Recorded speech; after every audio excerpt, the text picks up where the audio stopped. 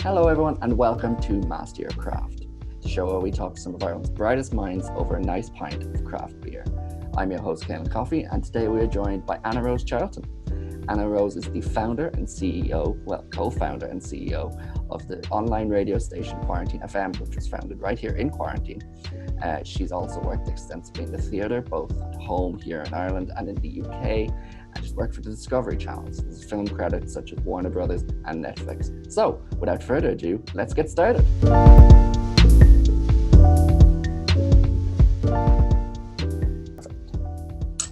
Ideal. So what is your first beverage of choice? Yes, my first beverage of choice is Paulaner Weissbier. That's Lovely. it. Can you see it? I can do indeed. the girl thing of holding my hand behind it. Paulaner Weissbier. Where's it from? Munich. Yeah, but it's from Munich. It's also from the Super Value in Rathgar. So Ideal. Yeah. What have I got? I've got Galway Bay Brewery of Foam and Fury. Ooh, can I see the bottle? It's a can. It's very shiny, to be fair. Kind of the color got to me. It looks like it's decorated with a fish or a dragon. We'd love to see it. I know. Yeah. Okay, should I open this then? Yeah, fire ahead. Okay. Let's get started. So tell me about kind of the influence of radio when you were growing up. Was it always on in the house? Or was it... Okay, hang on. Oh, that's actually quite nice. Yeah. Cheers. Do you know how to say cheers in German? It's Prost in German. Prost. Beer. Yeah, Prost. Prost. Yeah. I absolutely love wheat beer. The influence of radio growing up. Well, getting into radio was never kind of my plan A. I've done like a million different jobs throughout my whole life. But the influence of radio growing up was probably just, firstly, Jerry Ryan in the car all the time. Every time I was in the car, Jerry Ryan was on. He was on in the house. Like, I probably listened to hours and hours and hours of Jerry Ryan growing up. So he was a huge influence, definitely. And then other than that, just like music on all the time. I really love music, and music is on the radio, so that's kind of, I guess, where it came from, and that's how you discover the new songs that you like, by listening to the radio. Exactly. And what was kind of the most embarrassing album you bought as a teenager?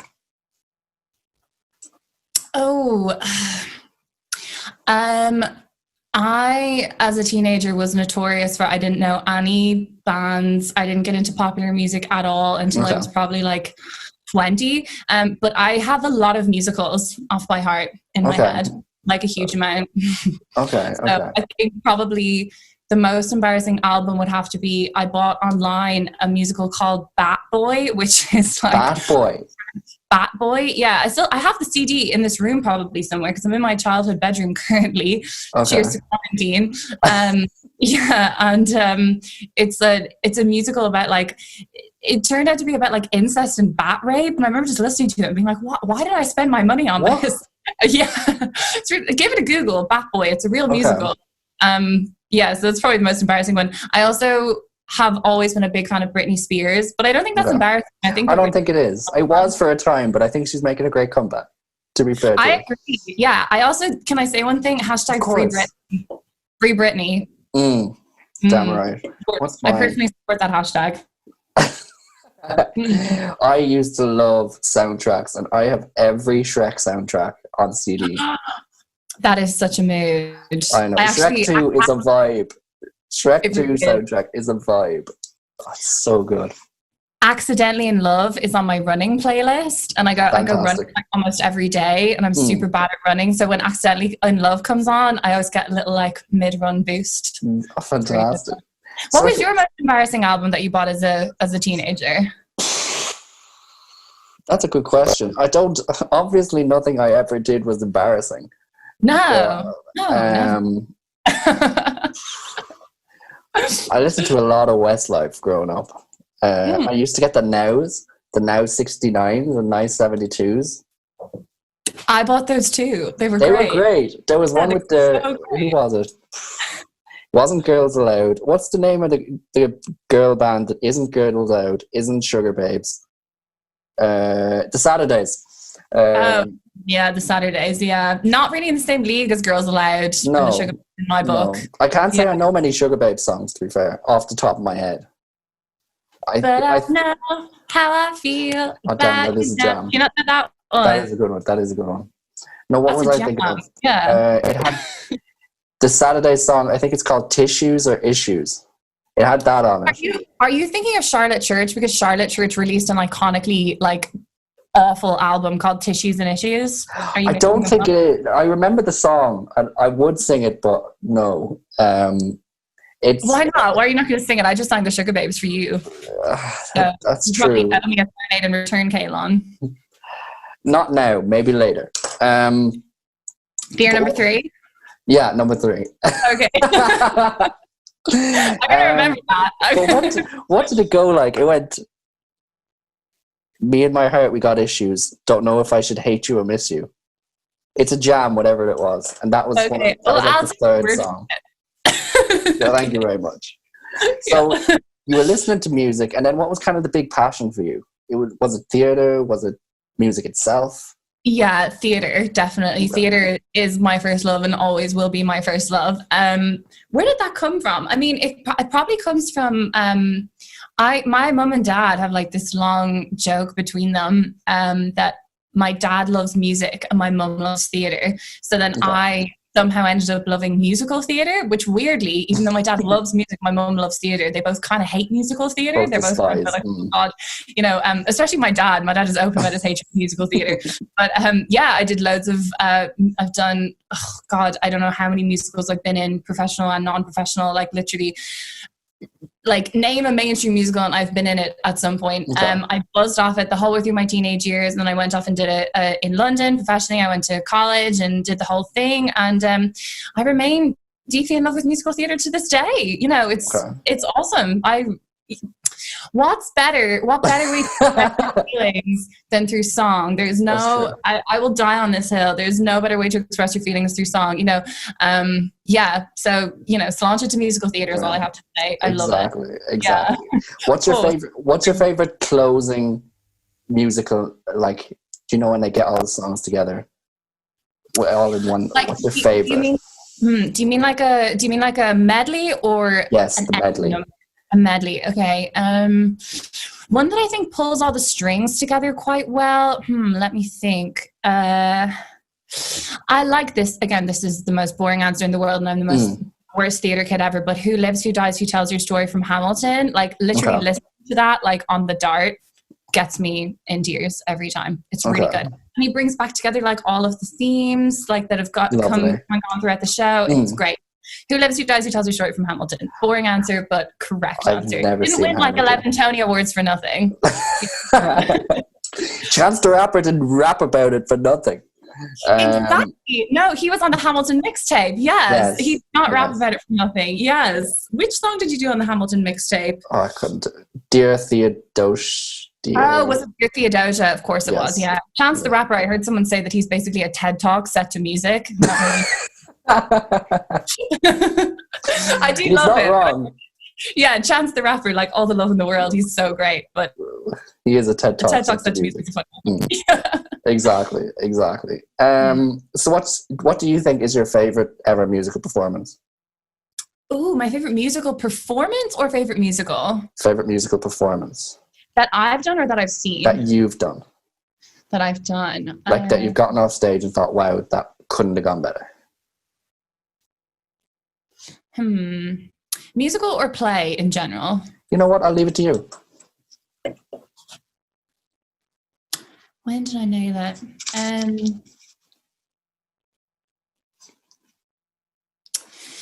That's a very hard question because every single time I find, and I don't know if you're like this, every time I do something, I don't remember what I've done right and I remember what I've done wrong. Yeah, and as I'm on stage, I'm giving myself notes.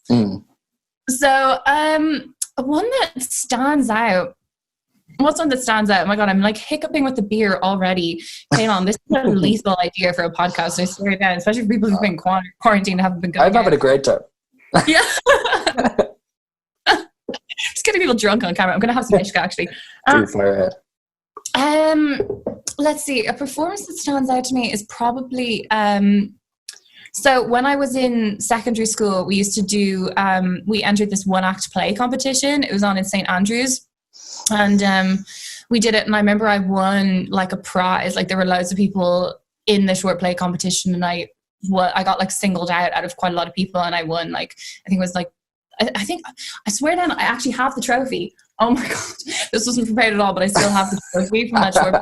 Like I said, I'm in my childhood bedroom, so I have these random ass trophies around. This is the right one. And St. Andrews College, One Act Drama Festival 2011, Best Actress. There it is. So winning that was like a big moment. I remember winning that, and that was really cool because we all played, because it was a really cool play as well. It's called Be My Baby, and we played these like pregnant teenagers in a mother and baby home, and yeah, it was really cool. You know, it was an interesting thing. So that's one that's standing out in this moment, probably subliminally, because I have that old ass right there, my like line of vision. Yeah. Obviously it takes pride of place.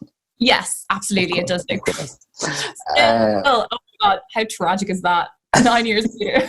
But obviously when thinking about the best musical performance or the best onstage performance you're given, the inevitable next question is, what's the biggest fuck up you've ever done on stage? Oh, so many. I've walked into a lot of scenery. That's what I've done a lot. Do you just forget it's there, or? I don't know. I think it's like you get kind of caught up in the moment, and you're like, you're not my real dad. And then you turn around and it's like, and then suddenly you're in the scenery. You know, it's just like, it's one of those things that just kind of happens. It's happened to literally everyone I know. But I think the biggest fuck up was at one time I was in a show called Slice of Saturday Night. I do not recommend watching it. It's the worst of all time. It's so boring. It has no plot. But the songs are fun. And I was meant to be, for some reason we were like in the audience. I had to go and like sit in the audience to like do a duet with this guy who was on stage. And I had to sit at, my mark was like at a table where there was audience sitting at the table. And I sat at the table next to the one where I was meant to be sitting. So I just remember he like started singing, but he couldn't see me because I was in the wrong place. So he visibly freaked out on stage. And he was like singing, and he was like, because it was a song about looking at each other. That was the weirdest thing about it. And he couldn't see me. So he was like, she's looking at me. And he was like, where the fuck is she? And I was like, Alan, I'm here. And I like put my hand up, and I was like, he's looking at me, I'm over here. And then I just like got up and like moved over, and then I got off stage, and he was like, where were you? How could you do that to me? And I was like, I'm so sorry, I didn't mean to. But yeah, that was a bad one. And you know, I've done the normal things, like I've forgotten lines, I've forgotten sometimes it's like the easiest lines that you forget. I was in another show that was sung through, and I had like 2 lines in the whole thing, and during one of the performances I just like one of my 2 lines I just didn't say it. So there was just this awkward ass gap, and then I was like, oh, get on the boat, or whatever my line was after the long gap. But yeah, I've screwed up many times. But the duet about the guy looking at me and I wasn't there for him to look at, that was a notable one. Perfect. That's a good section added anyway. That's the first bit done. Okay. Do you want to have another beer? Do you want to go into the next one? Are you sure now? I'm ready whenever you are, kitty girl, you know. Okay. So we'll go into the next one. The next section will be moving to London. Is that okay? Yeah, go for it, yeah. This is why I make big money. I'm just trying to decide which of the 2 beers I should do first. Okay, I think I'm going to go with this one. Should I reveal it? Yeah, do. Put it back and then I'll come back. Okay, what's your next beer? So my next beer is Whiplash Setting Sun Double IPA. Classic. It's I'll do the YouTube girl thing again. There it is. It's like fully back to front. I apologize, even though I know it's lies. Brewed by Whiplash in Dublin, Ireland. So it's a local beer. It's a double IPA, and it's also 8% ABV. So I'm going to go very easy on this one. That's a lovely one, to be fair. I have got Sullivan's Brewing Company, Irish Golden Ale. I think it's brewed in Kilkenny, as far as I know. Yeah, the Glasshouse Stevens, Kilkenny, Ireland. Yeah, it's brewed in Kilkenny. So it's extra fresh. It's brewed in Kilkenny. Or in Kilkenny. I know. It's perfect. I just walked past and it was sat there. I really love to see it. So talk me through the decision to move to London. Oh, okay. So, right. Hang on. Do you do the thing with the can where you count the letters? I always do this. So I'm on 3. So C, D, E, F, G, H, I, J, K, O, M, N, O, P. This is of course an awkwardly long one. Q or S. So S, my true love's name begins with S, according to like the teenage games to play. What's S? Who's an S I can think of? Maybe one will come to me in a minute. Let's drink this first. Yeah. S, Whiplash, Setting Sun. Okay. That's a nice one, to be fair. It is, yeah. And it's kind of fitting, I guess, we're talking about London. For reasons I will get to in just a minute. Sláinte, or as they say in London, I believe it's pronounced cheers. Cheers, am I saying cheers? That? Right? Cheers? Or maybe I meant to say cheers. Cheers, like that. No, I'm not doing that. No, I can't be doing an accent. Yes, you can't let go of the Republican vibes. You have to keep the rhotic in there.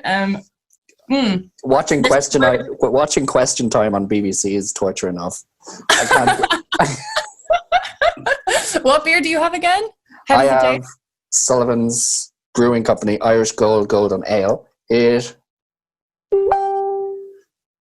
actually quite nice. Golden Ale. It's less thick than the other one now, the Galway Bay. So I prefer this one. This is a good one. It's kind of light.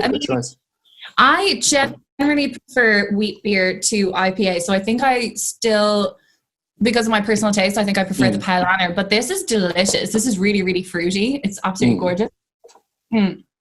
But like I said, it's 8% ABV, as any good IPA should be. So I'm going to go super, super easy on it, even though it's delicious. It doesn't taste like it's 8%. It's a really dangerous one. I feel like it's kind of got those like Alco pop vibes. Yeah. So we were saying, what were you saying about London? What was the question again? Talk about your decision to move to London. Okay, so I moved there when I was 18. And I moved there because I got into drama school, which was really cool. It's very hard to get into like drama school in the UK, and I did like a million auditions, and it was very stressful. During my leaving cert year, it was tough going, but I managed to get in, and it was so exciting. So I went to one of the 4 London conservatoires. It's called Trinity Laban, and I did loads of singing and loads of dancing, and it was awesome. And I mean, the decision to move there was never really like, I suppose, a decision. That I'd always wanted to do, like since I was really, really small. I'd always dreamed of moving over, and when I got there it was amazing, and it was just the decision, it was a kind of a lifelong dream, and I managed to get there, so it was cool. It was really, really cool, and I absolutely loved it. So it was awesome. And I was there for 5.5 years, which is a long time.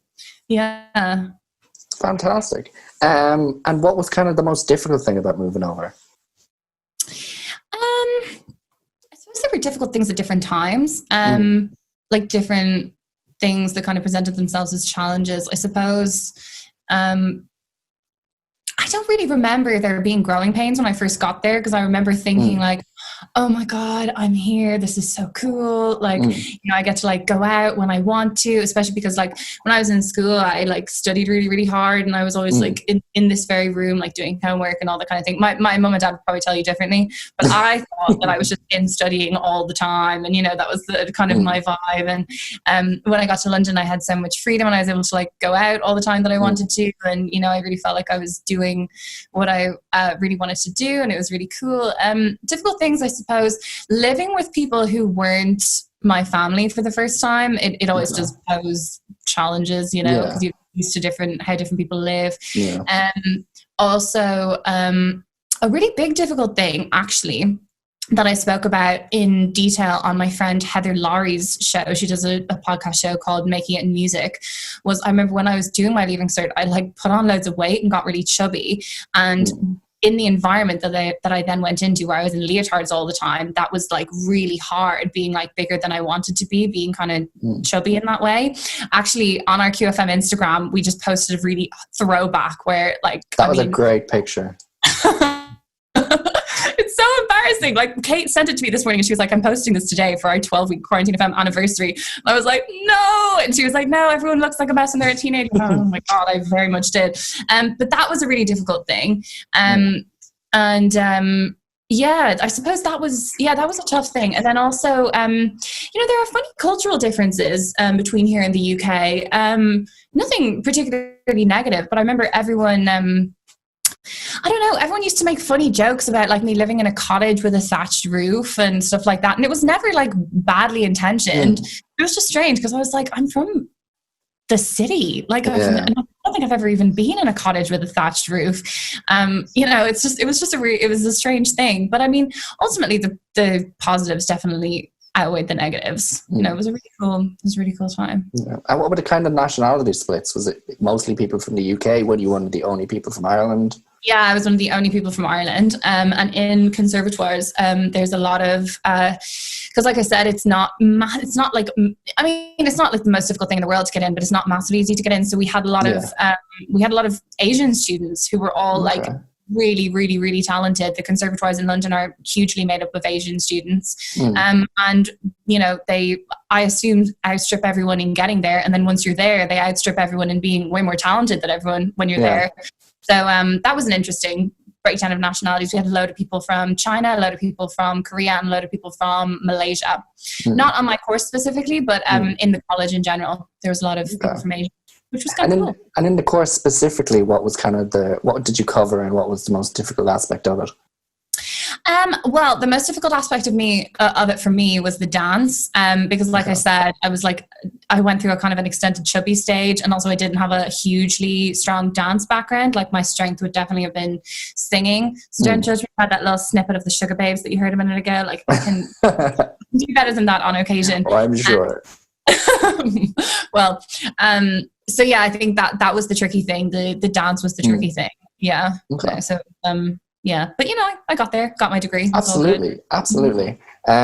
So tell me how you kind of started working in a brewery. Yes. How did I start working in a brewery? Because you called me to ask me would I do this, and it was when you were describing it to me, I was like, this is just the most random thing in the world, because I worked in a craft brewery for 4 years. I was in London for 5.5 years, and for 4 years of that time, I was working part-time in a brewery. I'm not going to say the name of the brewery. Obviously. Yeah, no, we'll keep it because I'm super. They will kill us. They would. Yeah, I mean, we don't want to be drinking 8% beer and chatting shit about a brewery and then going to name, if this is going to be published publicly. We can't be naming and shaming breweries like that. We can't be putting people. No. Well, yeah. So there was this local to where I was living in London. There was this huge brewery. It was a craft brewery, and they had a whole lot of different venues dotted around the area. One of which was a restaurant. And one of my friends, Becky, was working in the restaurant, and she was like, and I was like, had been doing other hospitality jobs, and at like one point was just like, didn't have a hospitality job. And she was like, oh my God, come and do hospitality where I work. So then we can be like miserable being waitresses together. So I was like, yes, that sounds like a good option. So I started there, literally just, I guess, working in the restaurant. And then I ended up working as a tour guide in the brewery itself. So that was an interesting thing. Yeah, I was there like 100 weekends, I think it was. 100 weekends? Probably more. I think probably 200 actually. Because I was there like during term time, I was there like religiously Saturday and Sunday, every single day, every single weekend. What? Yeah. Fair play. And what was kind of the most interesting factoid that you learned that you think other people, the general public, wouldn't know? What's the most interesting factoid? Well, brewing takes up a lot of water. So the brewery that I worked in, they only brewed Monday to Friday, because if they had brewed over the weekend, they would have plunged like our whole area of London into drought, because that's how much water it used up. I mean, a lot of people would argue that it's worth it, because who needs water when you have beer? Exactly.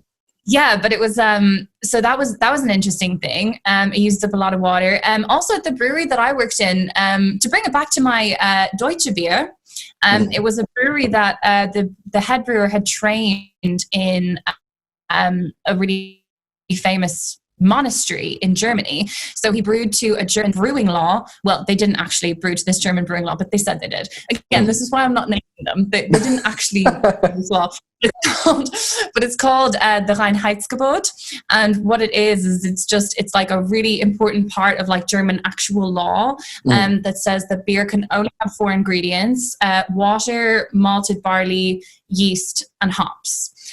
So there was nothing else that went into beer. And I remember once during one of our beer knowledge sessions, because I had to go to loads of them, like it's obviously, to give beer knowledge sessions. Yeah. They just a quiz on beer. Pardon? Were they just a quiz on beer? They were like, no. So they were like, oh my God, the beer knowledge sessions. I don't know why I brought them up. I'm like, I feel bored even thinking about them.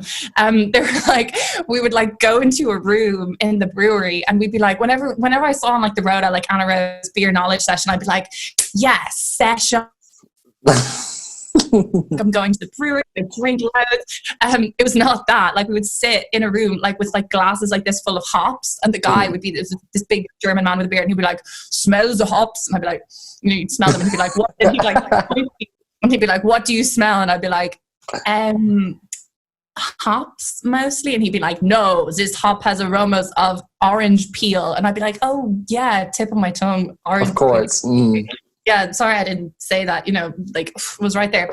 But yeah, during one of the beer knowledge sessions, they were teaching us about the Reinheitsgebot. The extra strict part of the Reinheitsgebot is you're meant to only use water from the Rhine River, which is a river in Germany. And that was a law that was actually co-written by Martin Luther, the man who invented Protestantism.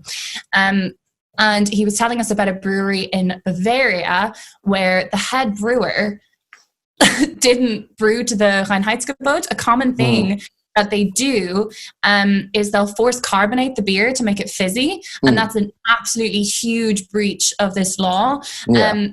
And somehow the knowledge got out throughout Bavaria that like this brewery was force carbonating their beer. So like the beer police or whatever like turned up at the brewery and they were like, you guys are breaching the Reinheitsgebot, like how dare you? And the brewmaster, the Braumeister, was like, oh, it was me. It was entirely my fault. Like I did this. I'm the one who breached it. And they were like, okay, well, congratulations. You're now banned entirely from the brewing world. And then he took his own life by hanging himself in the brewery, like in the brew took a very dark turn very quickly. It's such a dark turn. And then I remember this being told to me in a beer knowledge session by this man. He was like, and then he hung himself from the the rafters of the hall. And the way he said it was as if like, as he should have done. Like he just disappeared. Yeah, like this, beer is not that important. It's really not. It's Reinheitsgebot, a made up law by, like all laws are made up, but this one's extra made up, Yeah, that was an interesting thing about beer. Also, if you eat hops, they will absolutely play havoc with your stomach. We had many, because in the room where we used to give the tours, we got like the most of the clientele was like stag dudes. It was like men who would come in on stags, and the way when I was doing the tours, the way the tour around was you do an hour and a half long tasting session, and then you would go for like a 20-minute like drunk walk around the brewery. That sounds like an awful idea. Sounds like hell. It was chaotic. Every hour of the day in that brewery was just like pure chaos. It was all men on stag do's, and there would be again like glasses like this on the table, but they'd have hops in them, and you had to make an announcement at the beginning of when you got to the tasting room and say like, don't eat the hops. But there was like every like fifth tour there would be someone who'd already been dared to like have like a handful of hops, and you'd be like, did you eat the hops? And the guy would be like, no. And then 2 minutes later he'd be in like barricading the toilet shut for like the rest of the tour. So if you come across raw hops, don't eat them, kitty girls. It is a bad time. Absolute bad time. That's another thing. What else did I learn there? Oh my God. It was just like, there was so much. I was there for like 4 years. There was absolutely loads. It was mad. It's like Watergate for the beer industry. I mean, people hanging themselves, everything. Yeah, I mean, if you want to like get into it, I suppose, like ultimately, the reason I kind of don't want to name the brewery is because I ultimately, you know, a lot of it was really positive. Like it really was. Made loads of friends there. Some of whom I'm still friends with. One of them voice noted me the story of IPA today, about how it was. He was like, in case, you know, if you're going on this podcast, like you should tell the story of IPA, about how, you know, it's bottle fermented and like they sent it over to India for like the colonial we were in India. So if you want me to tell that story in a minute, I will, but like, thank you. First off, because that was one of the stories we had to tell on the tour, because that like every craft brewer in the world makes IPAs. Yeah, I mean, it was ultimately, I actually ended up leaving London because of things that happened in the brewery. Like, if not for certain events, I would still be there to this day. Okay.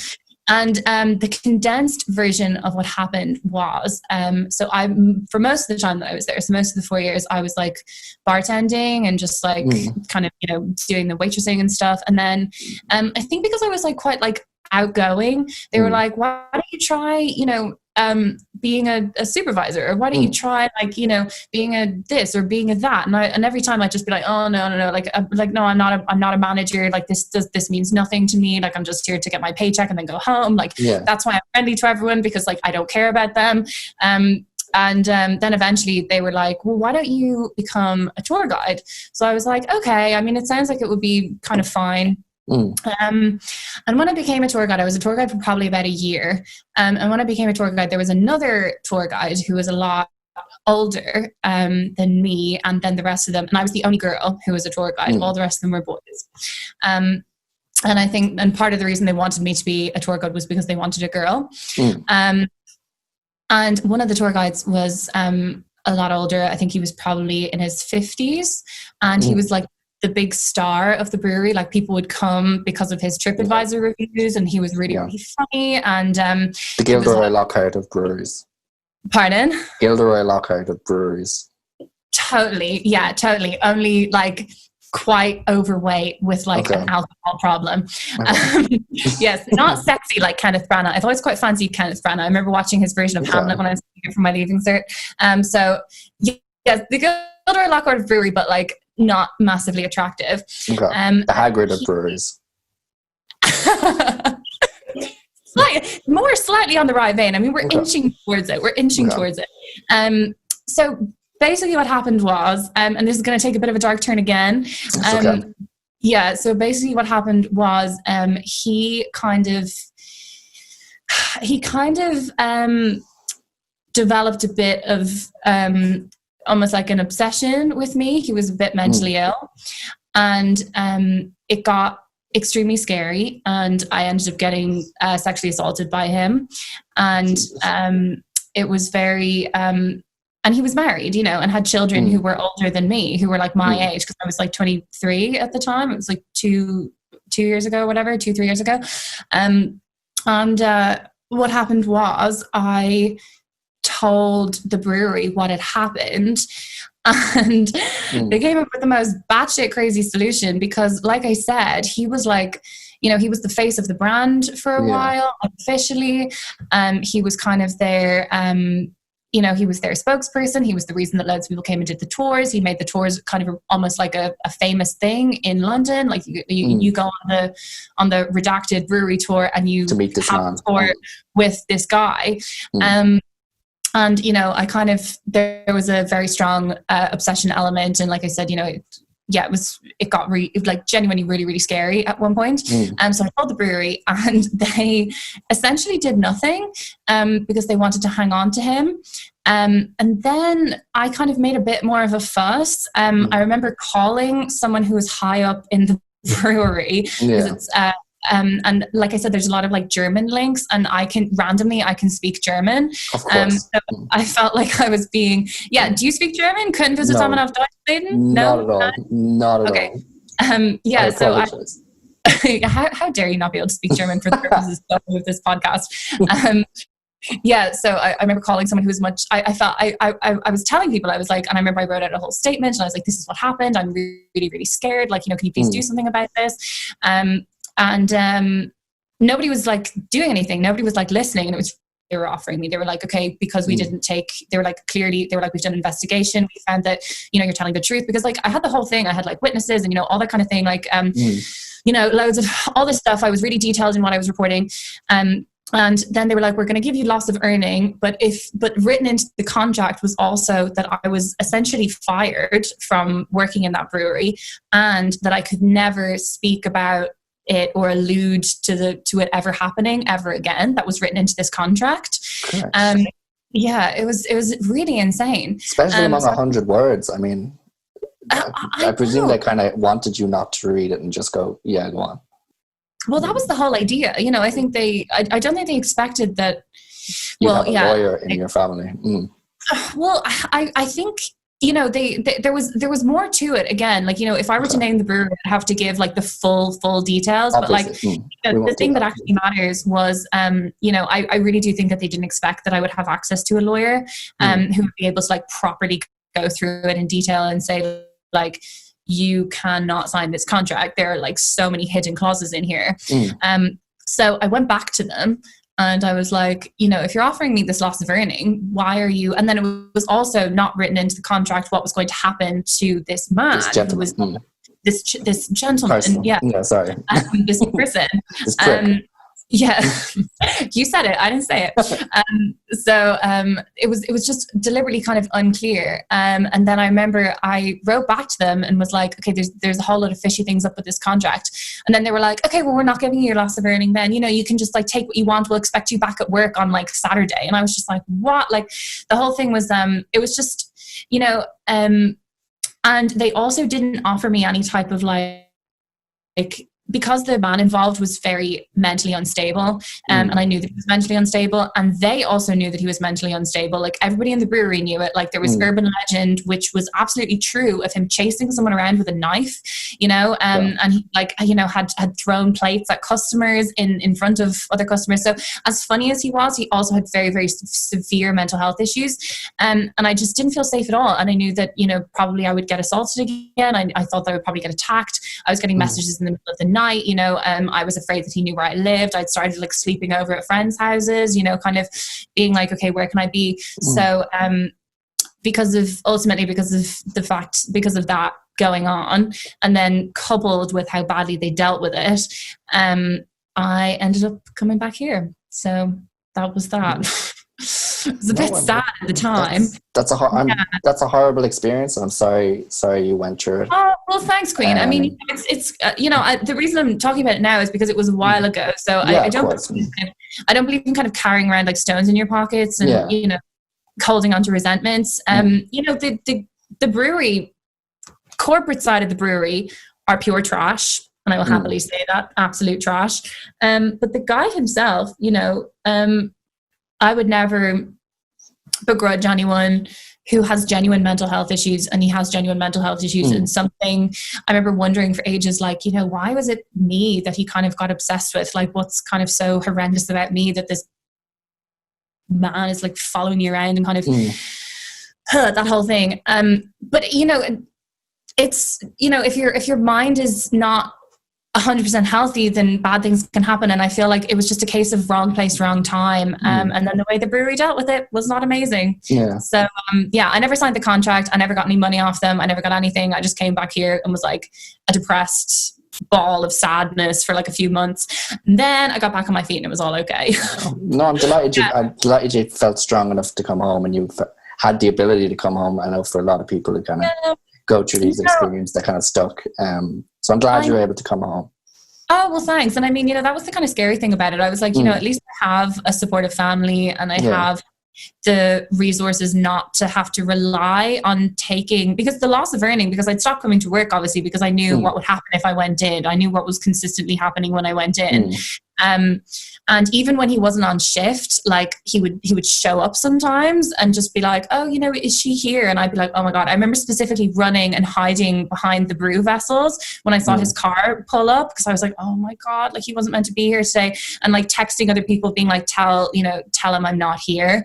And then, you know, apparently he would say things like, I saw her name on the rota and all this kind of thing. And I'd just be like, oh my God. Yeah, it was like genuinely terrifying stuff. So yeah, you know, if someone's not there mentally, it was just like, unfortunately I was kind of the target of what went on. So all the love in the world to him. I really hope that he's kind of managed to get a bit more healthy. I really do. And yeah. Sad, very sad. But we're happy now. And exactly. Yeah. I think it's important to recognize, though, that if anyone who is listening or is watching is going through similar experiences, or if they relate to either side of this story, to talk about it with someone else and to kind of relay the story. Because mental health is really, there's a lot of people with terrible mental health during this pandemic. I've spoken to a lot of them through doing Quarantine FM. Yeah. And, talking about things, I am bad at talking about things, but I do find that when I do talk about things, they get a bit better. Face up to your troubles and they go away, as the great poet Anne of Green Gables once said. Exactly. Perfect. Okay, so that's section 2. Christ, that got dark really quick. I know. I told you it's such a dark, sad story, and you didn't warn me how dark it was. Yeah. But thank you for sharing. Thank you for feeling. No, it's fine. I don't know if I even explained that with clarity, but yeah. I'll send you on a audio file of everything just before we send it out, just so you can double check. Oh, well, that's not. You don't have to do that, but sure. Thank you. That would be, if you send it on to me, that would be very appreciated. But I don't expect that. That's fine. No, I will, of course. Jeez. Okay. Perfect. I was going to talk about Pulse, but we'll talk about when you come home. How did you kind of, before we kind of start recording again, how did you kind of get into Pulse? Getting into Pulse and Pulse FM. So getting into Pulse was like a lot of things, they happen by chance, but the main thing that has stood to me was the fact that I worked at Discovery Channel. Having that on TV is just like a ticket. It's so great. That was a very hard gig to get. And how did you get the Discovery Channel gig? I literally applied for it as an internship. I did 6 rounds of interviews and I managed to get in. There was 4,000 applications for interns and I got one of 45 places. It was awesome. Ideal. Fantastic. So we'll start recording again. Do you have a third beer? I don't, because I'm already pretty pissed. Yeah, I do. Yeah. So I'll stick to this. Okay. But yeah, because I very rarely drink because I can't, because doctors said I can't. Honestly, look at this. I've poured out 1 sip of each one, and I've had 1 sip of each one, so I've got some full drinks to have. Ideal. Okay. Yeah. We'll go into recording the third section in 3, 2, 1. Okay, Anna, what's your third drink? My third drink is Galway Hooker Irish Stout. Lovely. Galway Hooker Irish Stout. What percent? 4.5. Yeah. What's your third beer? Have you got one, Cailean? I actually haven't. I'm still sticking to the Sullivans from Kilkenny, doing Kilkenny proud, doing the nation proud. Yeah. Okay, I can't open this, right? Give me a minute. It's a proud day for the parish. And I feel like I really need. Okay. I feel like I need to stick it out for a while. Okay. Hang on. Should I do a dramatic pour into this glass? Absolutely. We'll get the cinematics on that later. I forgot it was a stout there for a minute. I wasn't expecting it to come out so dark. Sláinte to Galway. Hookers, sex workers. Sláinte to everyone there. Yeah. Oh my God, that is delicious. That's so nice. I love stout. Yeah, and that's also in honor of, I had a really lovely trip to Galway with 2 friends who I still have as friends now, who worked with me in the brewery that whole time. We're still friends to this day. And we did a road trip west, last year, I think it was. And we went to Galway and we had Galway Hooker in one of the bars there. Lovely. Oh, very nice. That's a tribute to those 2 pals. Shout out to you. This is very nice, actually. Yeah. Oh, very nice. So while you were in London as well, you were working at the Discovery Channel. Tell me how that came about. So when I finished college, I was like, I'm a very practical person. I do have a strong creative streak, but I also like to be independent and earn money. So I was like, okay, I need a job. I need a decent job that is going to pay my bills and also get my parents off my back. So I started like applying for like loads and loads and loads and loads and loads of shit. And one of the things I applied for was an internship at Discovery Channel. And you know yourself, when you're kind of looking for a job, you apply for like, Everything. Everything. Like I was trawling through these like Indeed and all this shit every single day. And that was just one of the many applications I did, most of which hit a complete dead end. Like you never even get you never get back. Yeah. But this one randomly, I remember you had to write an essay about like your favorite Discovery shows. So I wrote some poetry about Say Yes to the Dress, which is on TLC. And it's just like the greatest show of all time. When I had mumps, when I was 20, I remember all I did for 3 weeks was sit on my couch in my house with my mum and we watched Say Yes to the Dress. So I'm like an expert on that. TLC is thank God it came in use. Yeah, it did. It was randomly super helpful those 3 weeks I had the mumps. So I wrote, you know, this emotional essay about like what TLC means to what TLC means to society, what Say Yes to the Dress means to society. And I also brought in all of the random Discovery shows that I'd watched, like Alaskan Bush People is a favorite, Cake Boss. I like Cake Boss a lot. Cake Boss is a good one. Yeah, Deadliest Catch is fantastic. Deadliest Catch is a good one. Yeah. So I wrote this, like part of the application was an essay. So I wrote this essay, I like put my heart and soul into it, sent it off and then completely forgot about it, forgot that I'd even applied. And then they got back and they were like, oh, we really liked your essay that you wrote for the Discovery Challenge. I was like, oh my God, I applied for that. Okay, cool. Awesome. Then they were like, okay, the next stage is we're going to have a recruiter phone you. So a recruiter called me and I did this long ass conversation with him on the phone, like trying to sound super professional, you know, like in my like rented bedroom, like, oh yes, you know, in 5 years I see myself, you know, writing documents for the Discovery Channel, you know, this kind of shit. Got through that, and then the next stage was iconic. It was a video interview, which you had to record. Oh my God, it was so bad. It was so the way that these video interviews work, the way that they worked at the time, I'm sure they're like live over Zoom now, but it was like you had like, they sent you a link to the video interview and then you had like 6 days to get it recorded and sent to them. And a question would come up on the screen. You had 30 seconds to look at the question and then it started recording and you had 5 minutes to answer the question. And then you had to click next and move on. And there were 5 questions and you just like record them like in your head. Oh my God, it was so bad. And then for one of the questions, I don't even know why I did this to this day, but it was, if you had a show on the Discovery Channel, what would it be? And I was like, okay, you know, because obviously, you know, I spent 6 days before I recorded. I was like prepping, like, you know, every aspect of every question they could possibly ask me. So I went, if I had a show on the Disney Channel, and I said Disney Channel, Discovery Channel, and I was like, and then it was so embarrassing because then I had to watch the video back subsequently. Because I was like, if I had a show on the Disney Channel, oh my God, I mean the Discovery Channel. The Discovery Channel. If I had a show on the Discovery Channel, if I had a show on the Discovery Channel, it would be about fishing and it would be called Deadliest Catch. Oh no, that's one that already exists. Like, oh my God, it was such a hot mess. So sent that in. I guess all of the rest of the video interviews were even worse than mine.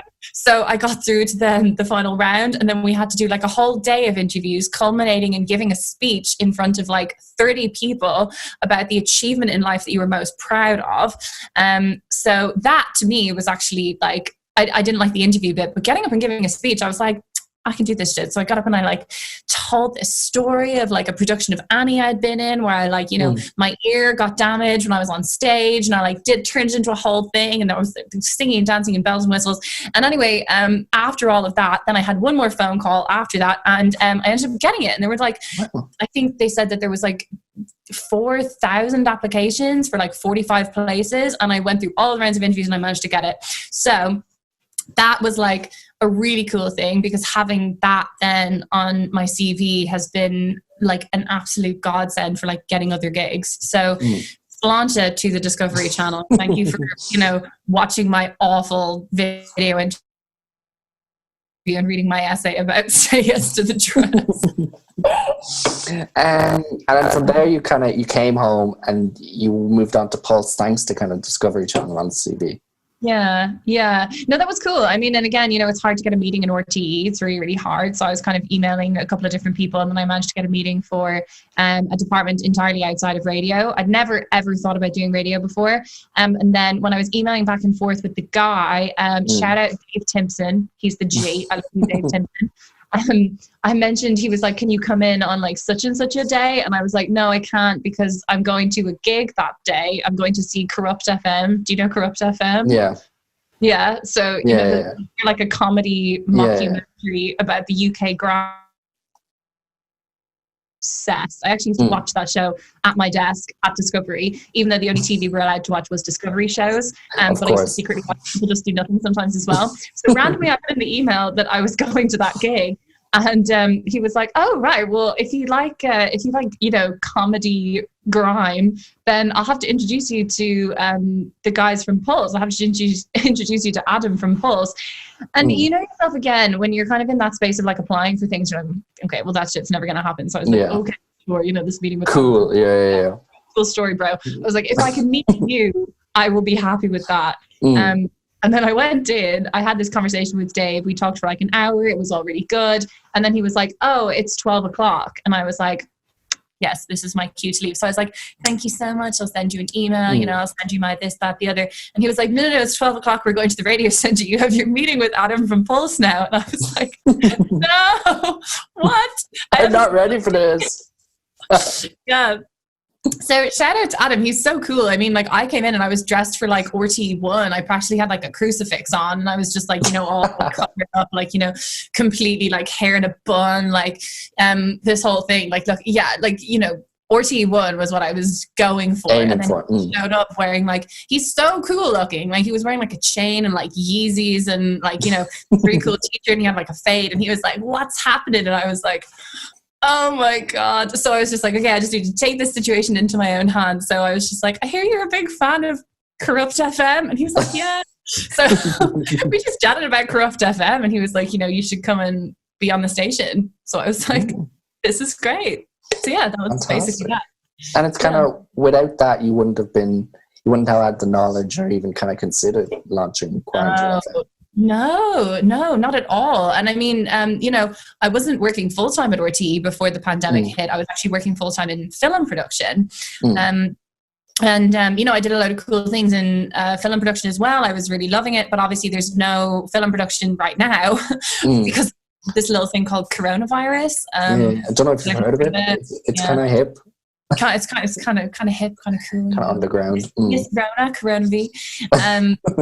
So, I was working full-time in film production. That all got cancelled. And then there was like a week, I think the first week of March, I just started getting like email after email, like, this isn't happening. This isn't happening. This isn't happening. And I was, oh my God. And then the final one on the Friday of that first week of March was from Adam Fogarty, who was since, actually, congratulations to Adam, he's been promoted. He's now head of music on 2FM. Like, so he's like a big, massive deal. But it was from him to like all of us saying, okay, you're not allowed to have guests. And then I got a phone call from him the next day saying, okay, no, Pulse is off for the moment. We're just going to playlist the whole station for the foreseeable future because of coronavirus. So I was like here again in this room. And I was just like sitting in here, like feeling really depressed. I was like, oh my God, I think all of my work has been cancelled. Like, I think it's off, and I have no idea when it's going to be back on. And my mom, full credit to Fiona, she like wandered into my room and was like, have you thought of like doing like radio? Like, radio was big during like the world wars. And I was like, this isn't a world war. And she was like, well, it's looking like it's going to get pretty bad. Like, have you considered like maybe community radio? You could take a community radio license. So I was like, So I rang Kate straight away, Kate McKeown. Shout out to Kate McKeown. And I was like, should we like start a radio station during quarantine? And she was like, yeah, let's start a radio station during quarantine. And she was instantly like really enthusiastic and was like, I think this is such a good idea. Because she, like me, over the course of the week previous, had been getting like, emails, rolling emails all the time, like, this is cancelled, this is cancelled, this is cancelled. She was like, I think, because she was on tour at the time doing a show in Northern Ireland in the occupied counties. And she was up there. And she was like, oh my God, I think my tour's off. Like, I don't know when I'm going to be back to London, because she's still over in London. And I just called her and I was like, should we start a radio station? So we were like, yes. And we did. So then the next call I made after that was Beta da Silva from RTE, who like knows everything you can possibly need to know about the Irish music scene. Because something I really wanted to do with Quarantine FM, and it was like the thing that me and Kate talked about. We were like, okay, you know, it's going to be good for us to be doing something, but also like we're not the only ones who are out of work. There's so many people out of work. Like if we're out of work, so is everyone. And that's talking like, you know, performers, musicians, like, you know, web designers, like people who run Instagram accounts, like everyone, everything is just gone all of a sudden. So we were like, let's support all of our friends by getting them on the station, and let's support all of the people that we know of who do creative things by like promoting their work on this station. So, and then also let's support like key workers by having them on for interviews and like having them tell their stories. Let's support like, you know, people who are kind of on the front lines, like doctors and nurses. You know, we've had so many key workers on, and it's been really, really cool. And basically that was, I guess, the Monday that I had that my mum said that to me, and then I called Kate, and it kind of turned into a thing. And then, the other person I called today was Cailean Brennan, who's another RTE Pulse head. She's amazing. So she's an OG as well. And then Kate called a couple of her friends in the UK, and they all got on board as well. So literally between Monday and then the following Monday, or no, it wasn't. I think it was Tuesday. Like over 6 days, we just did everything. We literally just set up the whole station. Like we took our radio licenses. We got like broadcasting software on my laptop. I got like hardware. You know, I borrowed microphones from people. I borrowed cables from people. I have a thing called an audio interface, which is how I like communicate through the radio into the thing. And yeah, we just like set up the station. And I remember me and my friends from college were talking on our group chat that I was texting them being like, I'm setting up a radio station. Should I call it Corona FM or Quarantine FM? And they were all like, oh, call it Quarantine FM. And I was like, okay. And that's basically it. Yeah. Like it's not Quarantine FM, and it's a thing. And it's gotten massive. I mean, you've had some massive guests on. You had Mary Lou McDonald. You've had, the list goes on and on. You had a hockey player on yesterday. It's very, very but well, I mean, go on. What's been your highlight? Or what's something you look back on and go, wow, I didn't think we'd be able to do that within 3 months? Well, you know, the main purpose of the station is to promote Irish creatives. So that's what we've been focusing on. And I think there's a couple of things that I'm really, really proud of. One of the things I'm most proud of is our Irish music show, which is on every afternoon between 2:30 and 5. It's called Garden Gigs. Are you familiar with that show, Cailean, by any chance? I've heard of it. Have you? Yeah. Okay, cool. I suppose I've dipped in and out. You dipped in and out, have you? Okay, cool. We'll double bash that one in just a second. But because we've been broadcasting now, I mean, you can edit this out if you want to, but we're recording this on a Friday evening. So as of today, we are on our 60th day of broadcasting, which is insane. So we've been broadcasting for 12 weeks, which means that on the Garden Gigs show alone, so it's 2.5 hours of all Irish music, any genre, and we've broadcast over 150 hours of exclusively Irish music. I'm really, really, really proud of that. And then we have loads of Irish music throughout the rest of the day. We've interviewed so many artists. It's been really, really cool. I think that's the thing I'm most proud of, is the platform that we've given to Irish music, because I love Irish music. I really, really do. Like genuinely, I think, you know, I was kind of fudging it talking about how I got into RTE Pulse, but after we talked about Corrupt FM, we talked about how much I love Irish music, particularly hip hop. Like I absolutely love hip hop. You know, I really want to support that industry like as much as I can, and I'm really proud that we've been able to in our own small way. It's still a very small thing. You know, it's what I love Irish music, and I'm really, really happy to be able to support it. So yeah, that's probably the thing I'm most proud of. Fantastic. Obviously, with the highs have come the lows, and one of the kind of the lowest moments, I wouldn't even say it's that low, but for Quarantine FM was the John Waters controversy. Controversy around that conversation. Were you expecting that sort of backlash when you first heard that it was a possibility, or was the fact that you heard it was a controversy the first time you became aware of it? No, we knew it was going to be controversial. And, you know, I think ultimately what we did there was we didn't explain the concept of the show properly. That was the first mistake that we made, and that was a big mistake. But then the thing is, what we did was we listened to feedback, and ultimately we decided not to air the interview. And, you know, we listened to our followers, we listened to our listeners, and we took on constructive criticism. So that was kind of the whole thing.